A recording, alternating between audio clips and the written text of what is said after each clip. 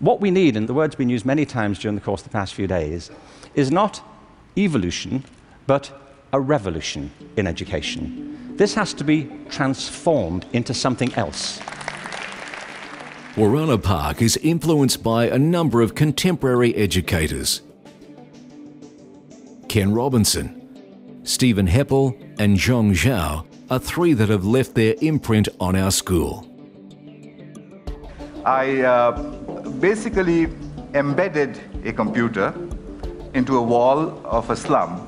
So at the end of it, we concluded that groups of children can learn to use computers and the internet on their own, irrespective of who or where they were.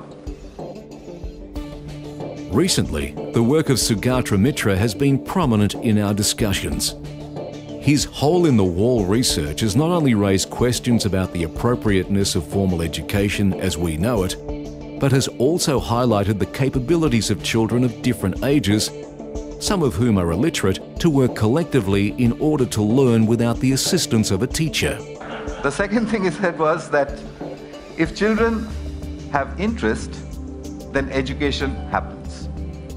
The school believes that Sugata Mitra's research supports our pedagogical focus as outlined in our raison d'etre, along with the strong emphasis placed on collaborative learning across the school.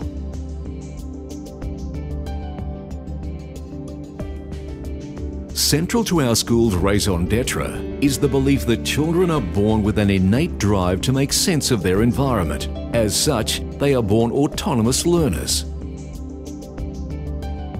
This is reflected in the social constructivist nature of most learning, particularly learning that occurs outside of school. Such learning takes place as children and adults make sense of their environment or acquire skills relevant to their environment. More often than not, it occurs in a social setting without the assistance of a teacher figure. The collaborative nature of learning at Wooranna Park is reflected in the numerous opportunities created for students to work together, along with the use of groups of teachers in each of our year-level learning communities. Students working together allow less confident students to scaffold their learning with the support of their peers, while avoiding harmful teaching practices that pit student against student, thus creating winners and losers.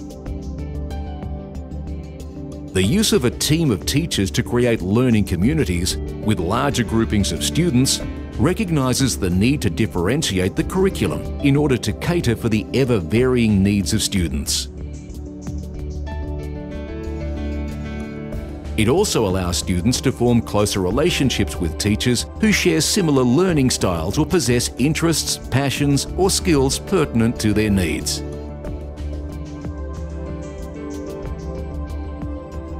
Team teaching also allows teachers to model the collaborative practices they wish to pass on to their students. Collaborative approaches to learning allow students to share their skills and passions with other students, to adopt the role of mentor or teacher, and in doing so, deepen their own learning as they seek to explain their beliefs to others. Can any of the pieces jump over any other of the pieces? No, only the knight can jump over other pieces.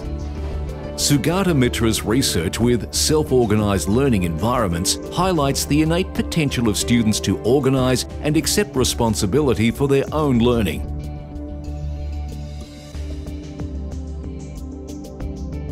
For this to occur, teachers must be prepared to negotiate the learning with students and encourage students to take responsibility for their learning.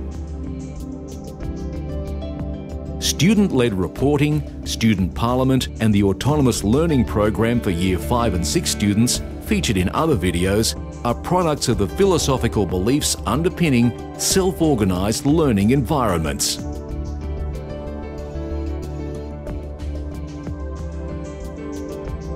With the electronics day, I wonder if we can have like a second day where people can like go Wi-Fi and verse each other. In our committees, we're separated into different parts of the environment. So some of us have been working on recycling, composting and other things to do with the environment. And in our groups, we've researched about how to do these things and how these things can help us in our world. Collaborative approaches to learning are also fundamental to the very fabric of our society. Politically and socially, we need our students to use reason instead of might to resolve their problems, to be able to listen and consider views different to their own. If I could change, I'll change the gangs because they're destroying our community and they're destroying our houses and they're hurting people and yeah. Indeed, the future sustainability of our world will depend on the ability of experts in different fields of learning reaching solutions that embrace the totality of man's knowledge if we are to avoid solving one problem only to create another problem.